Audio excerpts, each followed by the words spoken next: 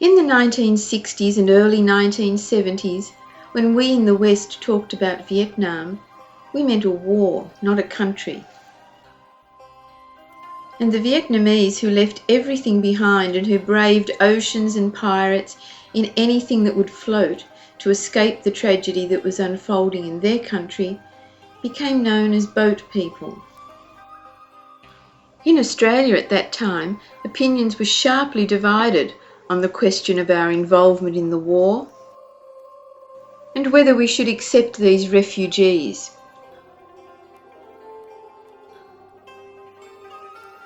Having faced terrors at home and at sea, Australia did not offer these people a soft landing.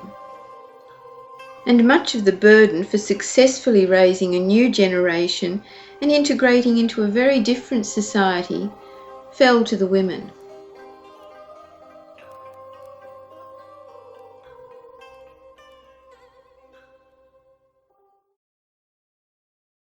In 1975, my father, my brother and myself made our escape, which is 6 months after my mother had done her escape. So we crossed the Mekong River unsuccessfully. We were caught and went to jail for 3 months on the Thai side, after which time we were released because, from my memory, my father had handed over a wad of money that was hidden in his elephant hide belt, which was made especially for the escape. And he had a whole lot of money rolled up very tiny and had hidden it in this belt. So he handed over the belt as well as his assets in Laos, back in Laos. And we were let go after 3 months, and me on death row. You could practically pick me up like a toothpick, I was that skinny. And then we found our way into a refugee camp along it wasn't actually along the Mekong River, it was more further inland in Thailand. I think at the time there were something like 8 to 12 camps dotted around North Thailand at the time to take in the influx of the Vietnamese refugees as well as those coming out of Laos. So that was 1975. From then on we moved through 3 refugee camps within a space of 3.5 years. The final one was when we were called to come to Australia. So the first port of call in Australia was Sydney, and we lived in a hostel for 6 months in Bass Hill. We were born Buddhists. We went to Buddhist temples in Laos. But to better your chances of getting into the first world from the third world was to be baptized, or was to become Catholic and to be given a Catholic name, because that's what United Nations wanted. It just bettered your chances of being picked. My name is Khoi Ly. I born 22nd December 52 in Saigon, in Vietnam. My father worked in the government, and my mother just a housewife, but she got some small business. But after about 10 years old, my mother passed away. So from there, I live with my father. My family got 12 children, 7 girls and 5 boys. So we live in Saigon, so the war not close to us. We know my country got the war, but the boy have to try to study very hard, because if not, he have to go to the army, So this is all right in the war in this time. But 1975, the communists come, so the South Vietnam is loose. So we have to stay with this communist, I was a teacher. I become a teacher in 1972. In this time, I am not very happy when in this communist, So my family husband, he very wealthy. His mother got a business, so they want to escape, and they advised me come with my husband. So we escaped 1977. After paying a large amount of gold for their passage and risking everything, Coily and her husband were told to go to Vung Tau Beach. Along with almost 120 others, they stayed hidden in the forest for 2 days, waiting for the boat to come. 5 days in the sea, I not eat, only drink the water, but the water only oily, because we in the cabin. So 5 days there. We stopped to Singapore first, and then the Singapore, they not accept us come. They try to get it out, so they got a big boat to push our boat come in the border from the Singapore, and then we stopped to Malaysia, and then not any country welcome to the refugee come, so my leader have to make the boat to got the hole, so the water comes, so the boat sink. So say help something, because haven't got the house, everything, we have to live there, and the rest cost come after this. So they supply us some noodles, some rice, some egg. And in the daytime, my husband and with the men in the camp, we have to go to the forest to chop on, to make the wood to make the house, for living.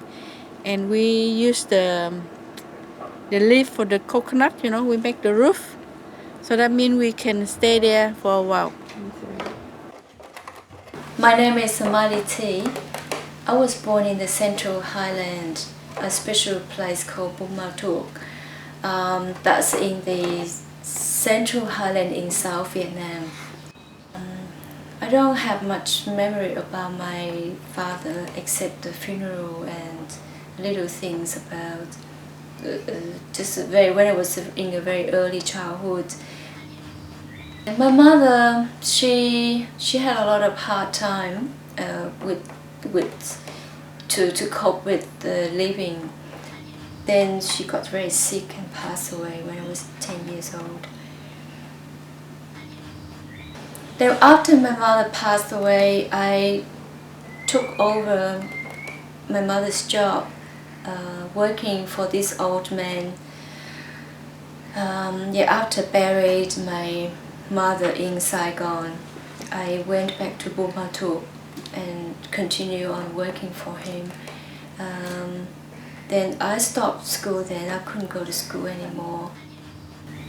The war broke out a number of times. Was really serious one, because every day when when you hear bomb and shooting guns, boom boom, that kind of sound is like normal really. If you didn't hear that sound, you feel like something's a bit too quiet and not normal. So every day we could hear those sounds from distance is quite normal.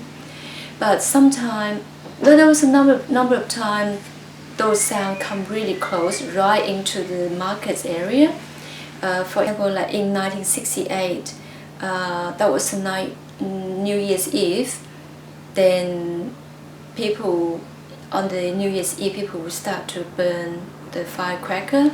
And that year, I remember the firecracker never ended, because it kept on and on until the morning. And in the morning, nobody could go anywhere because the war actually came right at the door. In 1975, we also had to run away. The war broke out again, came right to the market area, and I was carried the old man because he had a very bad asthma. And we ran through the fire. The whole market was on fire. You could smell the salted fish, like roasted salted fish for miles. And I carried him. We ran to the remote area. My first time I saw Viet Cong, they were so young. He's not much older than me. I think it's 15, 17, I don't know how old they were, but they looked so young, and they were so pale. And because they're wearing black as well to make their skin even whiter. And they was holding a gun and telling us where to go. I joined the performing troupe. Every day in the troupe, every morning we woke up, we started to practice dancing and then singing, and that was quite fun actually, at my age as a teenager. And then after that they discovered that I could sing, and then they put me into a singing group. And then after that I become a solo singer and cut out the dancing part. And after that we're just become a main singer in the troupe, one of the main singer. And we went to travel around the countries and performing to everyone in the city as well as in the remote areas, somewhere that people never saw a car before. We just travel on the elephants. That's really far away. And in 1980, I married to another musician in the troupe. Then his family went to Australia I think that was in 1978. Then 5 years in 1981 I have my son, and in 1985 we came to Australia to unite with the family in Australia. I was born in 1958 in a small town of Finlong, nearby to Cần from the Mekong Delta region of South Vietnam. I was the eldest daughter in the family of 5 children, 3 boys and 2 girls. The war is out, is somewhere out of our area. Then sometimes we just got the distant attacking by bombing, from the communists, Vietnamese communists. That's what sometimes we scared as well, but not many times we got that. After 75, when the communists took over the government, I was in a mix of feeling and confusion, because I don't know what got to do, but just in case, but I have a hope that maybe the new government, the new power will be a bit better than the current one in case of corruption. And we hope that it's no more war, so we did not see any people die in front of us easily or in the massive things. Yes, so we started to live as normal. My father still practicing as a nurse, and everything's the same. My kids going to high school to finish my year 12, and afterward I entered the university in Cần Thơ. I have a dream of being a scientist because I love study, so I try to become a scientist when I grows up. I attend the Cần Thơ University in the Faculty of Agriculture. I've studied about raising the freshwater production. However, Alice's dreams of finishing university were dashed when her father ran foul of the communist government. One reason being his membership of the executive of the Hoa Hao religion, which had opposed the communists. Just as the situation was becoming desperate for the family, they were offered a place on a boat. January 1979, we we escaped by boat from that, to go to the open sea. Unfortunately, the captain is not on the boat, but we didn't have the captain, but we do have the compass, we have the map, we have everything, but none of us can see, can know how to use the map or the compass. Around because we don't know the way. After being at sea for 7 days and 7 nights, the boat finally landed at a small unnamed island belonging to Indonesia. And then we've been there for two or three nights, and then we've been pulled away to the refugee camp, which is in Tedubina, the temporary one. After we've been interviewing by the Australian reps to accept us, and after that we flown to Jakarta, with the capital, and they stay there in the nursing home place, staying there for 1 month. Then we flew to here, to Sydney, in 24th of May 1979. I barely knew my ABCs. I knew my Vietnamese ABCs, which is very similar to French, but I certainly didn't know A to Z. And I remember the first day at school, basically it was a horde of these Asian kids coming from the hostel being dropped off at this school, and I can't remember where the school was, but these Australian kids just looked at us in absolute horror. And we were placed into their classes. It wasn't like we were placed into ESL classes.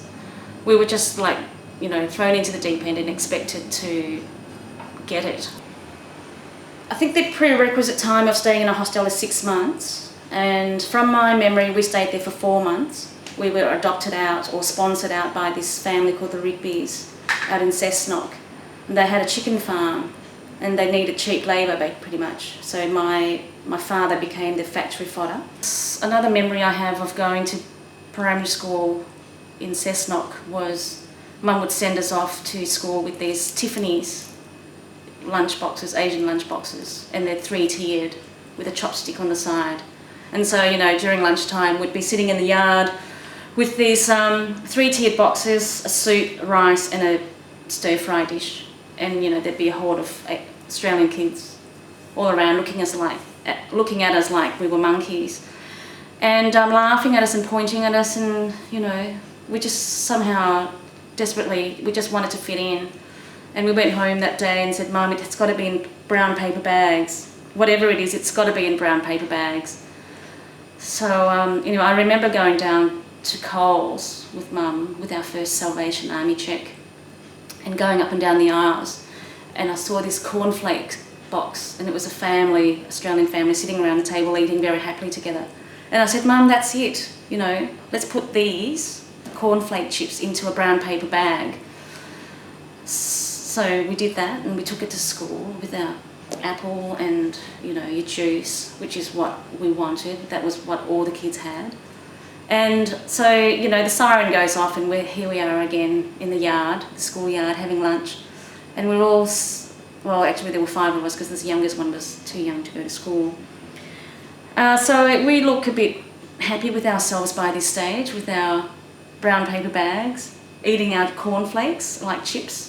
And of course, this Aussie kids would surround us and point their fingers at us and laugh again.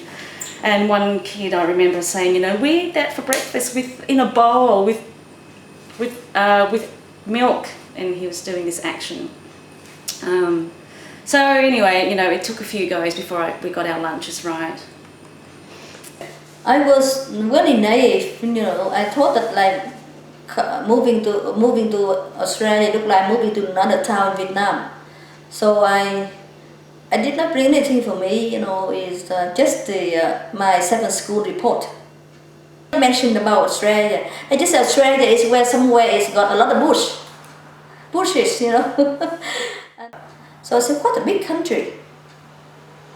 And then I said that it seemed to me I go, wherever my parents go, I go. I don't think about my future anymore. We stayed in Cessnock for 2 years, and it was very lonely for my parents. For us kids it was, we didn't know any different. We had nothing to compare our lives to. It was just, everything was brand new. We were just trying to fit in no matter where we went. My parents wanted to reunite with my auntie, who when she arrived, was already in Melbourne, and she was setting up shop in Richmond doing pho, selling Vietnamese noodles. So she said, come on down to Melbourne, there's a lot more Vietnamese here. It's just more of a city atmosphere, and you'll probably find work and you'll do better. So she found us a little terrace house in Richmond. Although Cessnock was racist, it was a country town, and so therefore when people got to know us, they were quite friendly. But Melbourne at the time was very fiercely racist, especially because it was the time when there was an influx of Asians coming in. That's when I realised, okay, there's only one way to beat this, to speak Australian and to speak it as well as they do, if not better. So I started going to night school with my parents. Not only was I going to school during the days, I'd come home, do the house chores as an Asian girl does. I'd also trudge along with my parents maybe 3 nights a week going to English school and, mimicking Australians, watching television and really closely listening to the accent. I was actually watching TV, and there was this one,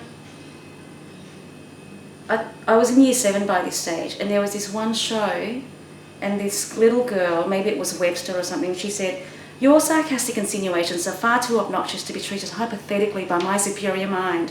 And I just thought, that's fantastic. I tried to remember it, I wrote it down as much as I could, and I thought, I think that's how it goes. And I learnt it and learnt it. It took me a few months to perfect this sentence without an accent.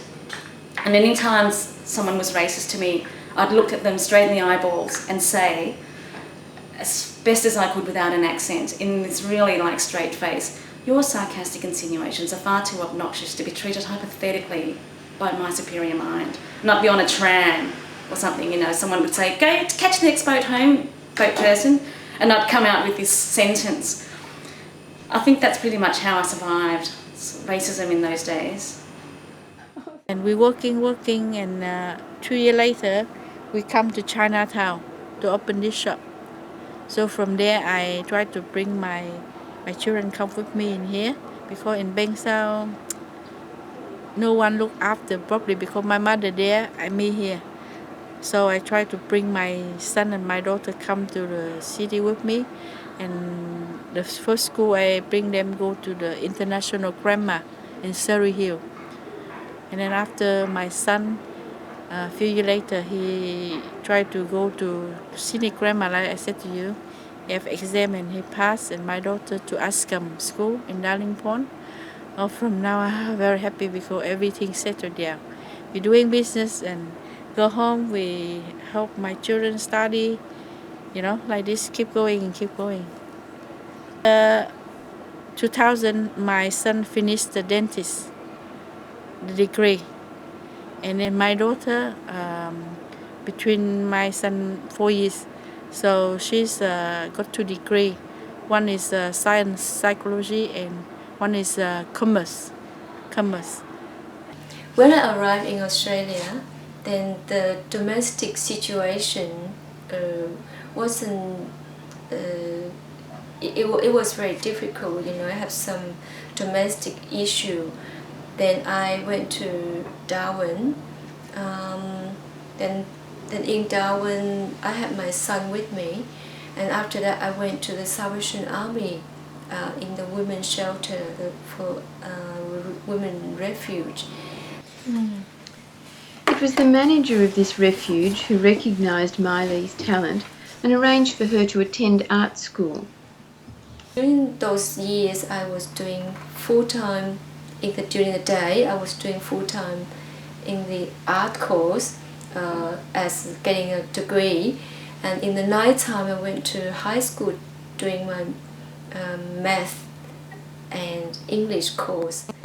Nearly 20 years now, I'm still doing the visual artwork from doing as a performer in Vietnam.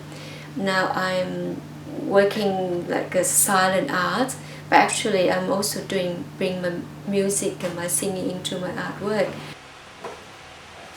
Well, basically my business is Miss Chu, and I'm the queen of rice paper rolls. I don't want to give away too many secrets because I'm the only one I know in Sydney or Australia for that matter that does canapé rice paper rolls en masse, and I've perfected the technique of how to make them fresh because they've got to be made on the day. Other than doing rice paper rolls and running I mean that basically feeds my lifestyle and pays the rent and the bills. That's how I survive physically. How I survive mentally, I guess, is my side hobby, which is animation. I then realised this is how I can tell my story cheaply, because all I need is paper, charcoal, a camera, computer, and drawing skills, which I can do.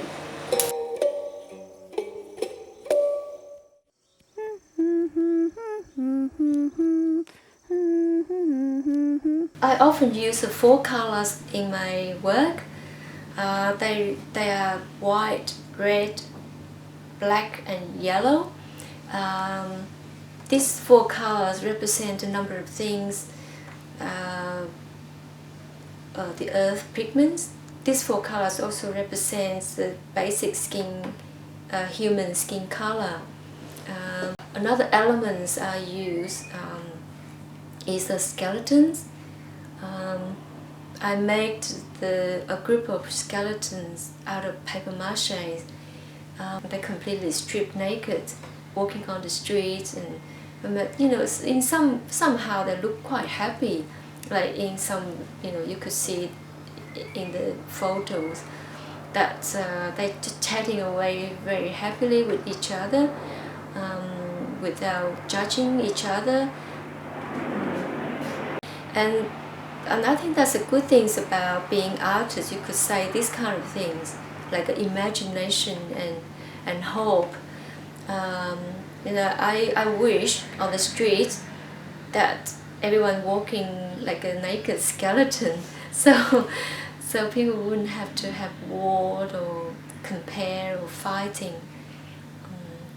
The shoes work, I collect all these footwears from people who once wore them, and all these footwears, including shoes, top, thongs or feet, they're all like a container, contain a story in it, and some of the shoes could contain more than 2-3 people's life story inside it.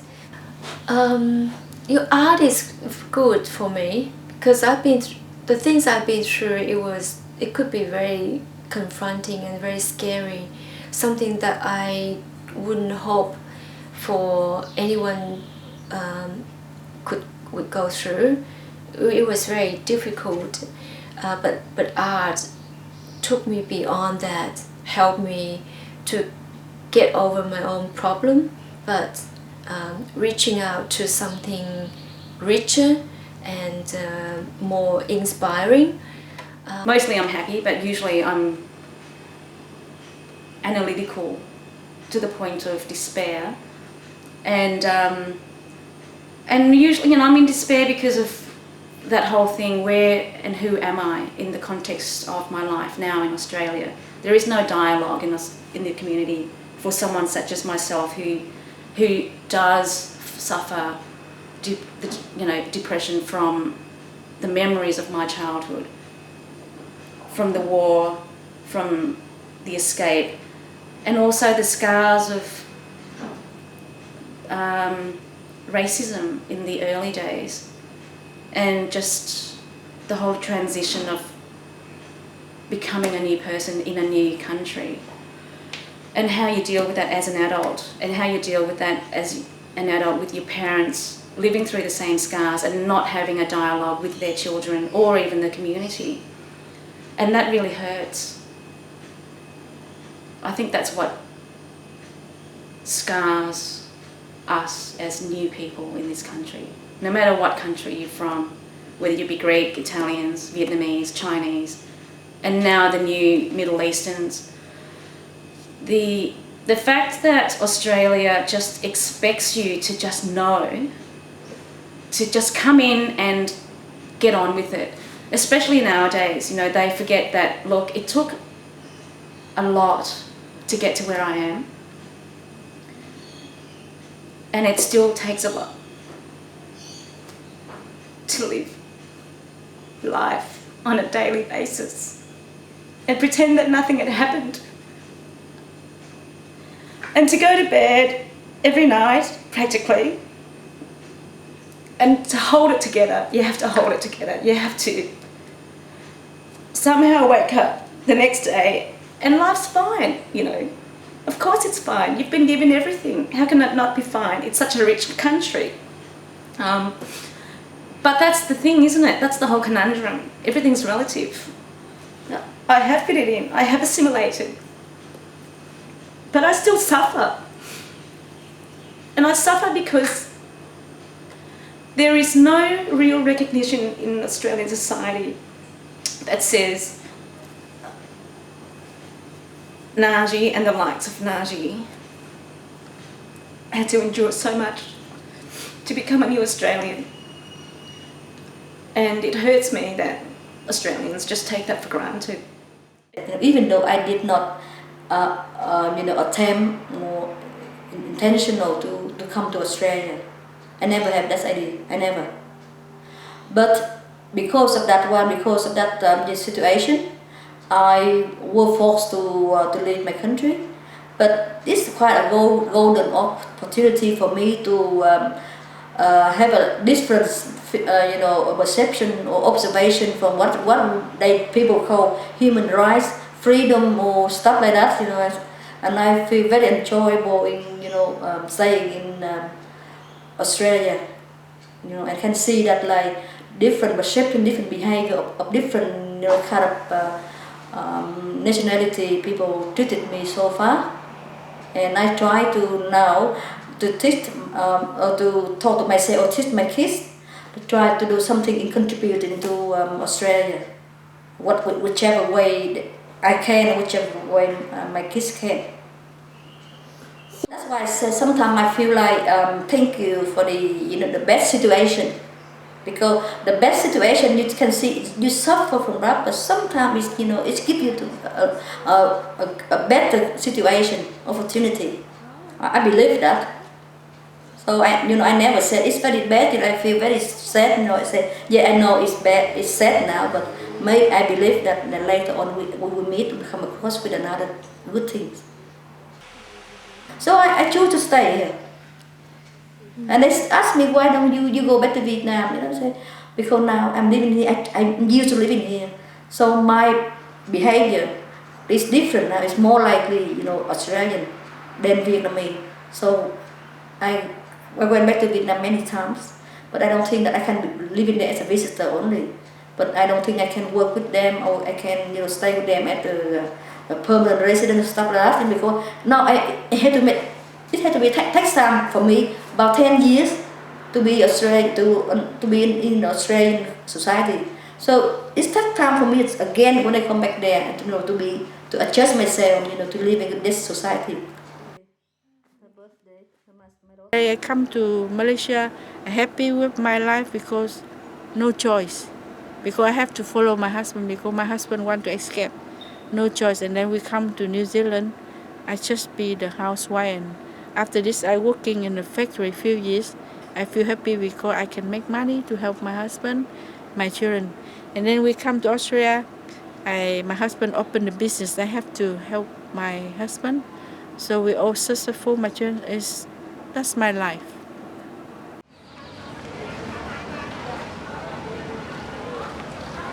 Today the Vietnamese are a vibrant part of our community. We have enthusiastically embraced their food, and their children have done them proud in many fields of endeavour. In spite of the enormous obstacles and challenges, the boat people triumph.